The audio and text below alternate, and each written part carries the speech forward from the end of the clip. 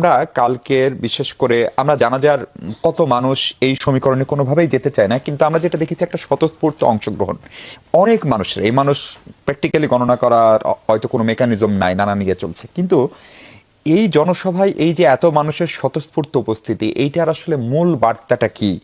অথবা খালেদা জিয়ার মৃত্যু ও কি রাজনীতিতে নতুন একটা ঐক্যের সহনশীলতার বার্তা দিয়ে গেল কিনা?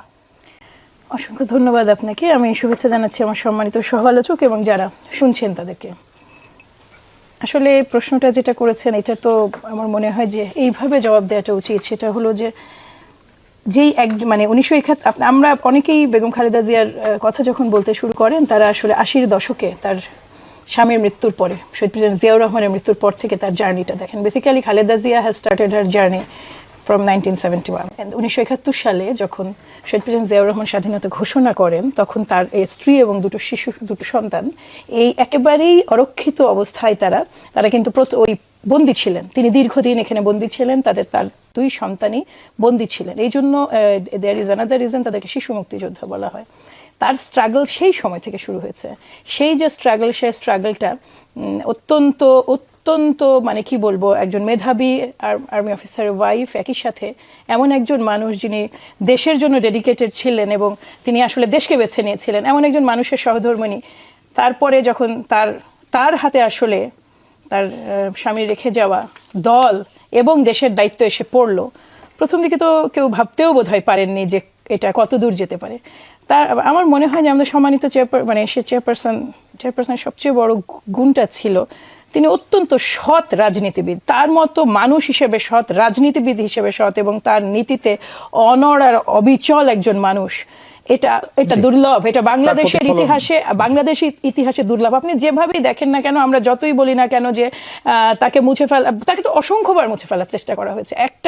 একজন রাজনীতিবিদ যাকে পার্সোনালি মানে তিনি মানে কিছু এক্সট্রাঅর্ডিনারি গুণ আল্লাহর তরফ থেকে নিয়ে এসেছেন। তিনি অসাধারণ, তিনি দেখতে অসাধারণ ছিলেন এবং তার ছিল একটা মানে পাহাড় সমান ব্যক্তিত্ব।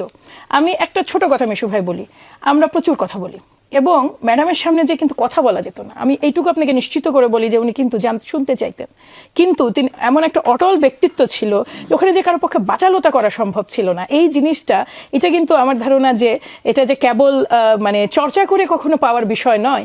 এই জায়গাটায় তিনি যেই স্যাক্রিফাইসটা করেছেন বা তিনি যে অবিচলটা থেকেছেন এই বাংলাদেশের প্রশ্নে, স্বাধীনতার প্রশ্নে, সার্বভৌমত্বের প্রশ্নে, ছোট ছোট কয়েকটা ইনসিডেন্ট না বললেই না, যেটাতে খালেদা জিয়া হয়েছেন 86 আপনি মনে করেন, তার গৃহবন্দী থাকার পরে 86, 2000। এবং আরেকটা জিনিস আপনাকে বলি, তখন বাংলাদেশ জামাতে ইসলামের মানে এটা হচ্ছে আন্দোলন চলছিল, বাংলাদেশ জামাতে ইসলামের হরতাল ছিল। ওই সময় প্রণব মুখার্জি ছিলেন। তিনি কিন্তু দেখা করেননি। তার নীতিটা কিন্তু ডিফারেন্ট ছিল। ওটা কিন্তু উনার হরতাল নয়, উনার যুগপৎ আন্দোলনরত দলের হরতাল। কিন্তু সেই হরতালে যেই অবশ্যই যুগপৎ আন্দোলনরত দল ছিলাম আমরা, কাজে ওইটা তো আমাদেরও হরতাল। যেটা আমরা হরতাল ডাকলে আমাদের সহযোগী দলগুলো যেমন সেটা পারফর্ম করতো, তেমনি আমরাও করতাম। সেই সময় আমার খুব 2015 তো আমি একদম ফুল ফাংশনাল পলিটিক্স করছি, তখন আমি নিজে দেখেছি, শুনেছি যে কিভাবে মানুষজন এটা বিরোধিতা করেছে এবং তাকে বারবার বোঝানোর চেষ্টা করা হয়েছে। কিন্তু ওই যে আপনার অটল এবং অবিচল উনি এই বাংলাদেশে বসে থেকে এই বাংলাদেশের গেস্ট হিসেবে যিনি এসেছিলেন, শুধুমাত্র যেহেতু অতিথি হয়ে, সেখানেও কিন্তু উনি খুব মানে এই যে তিনি যে খুব স্পষ্টভাবে তার দেশ এবং দেশের স্বাধীনতা সার্বভৌমত্বের পক্ষে যে তার যে স্ট্যান্ডগুলো, আপনি যেটা প্রতিটা দেখেন, সাধারণ মানুষ এগুলো দেখে মিশু ভাই, সাধারণ মানুষ এগুলো নোট করে এবং নোট করেছে বলে গতকালকে আমি জানাজানি একটা কথা শুধু বলি, আমরা কেউ কিন্তু কাউকে আনিনি, মানে আমরা কিন্তু কাউকে বলিনি যে আসো দল হিসেবে। এটা কিন্তু দলের মানুষের মানে জানাজা নয়, এটা সমগ্র বাংলাদেশের জানাজা। এবং আপনি যেটা বলছেন যে আমি নিজেও চেষ্টা করছি, মহিলাদের তো জানাজা যাওয়াটা ওই রকম ভাবে সহজ নয়, আমাদের জন্য আলাদা জায়গা না থাকলে কোনো সুযোগ নাই, আমি পৌঁছাতেই পারিনি, সো আমি আর ট্রাই করিনি। ওখানে আমি মানুষের ঢল দেখে আমি একেবারে বাকরুদ্ধ। আমরা সবাই জানি এটা হবে, কিন্তু দুটো জিনিস আপনাকে মানে উনাকে, জি আমি 30 সেকেন্ড বলছি, উনাকে যখন বাসা থেকে বের করে দিল, ওনার সাথে আমার একটা দেখা করার সুযোগ হয়েছিল।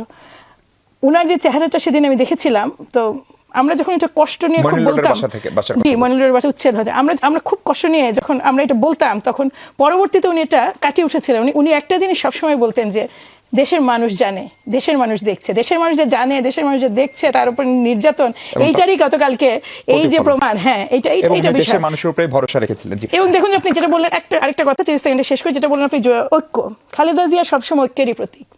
খালেদা জিয়া অলওয়েজ ঐক্যের প্রতীক, এবং যেটা হয়েছে সেটা হচ্ছে এখন হয়তোবা এই যে হারিয়ে যাওয়াটা এটা গোটা জাতির জন্য ক্ষতি।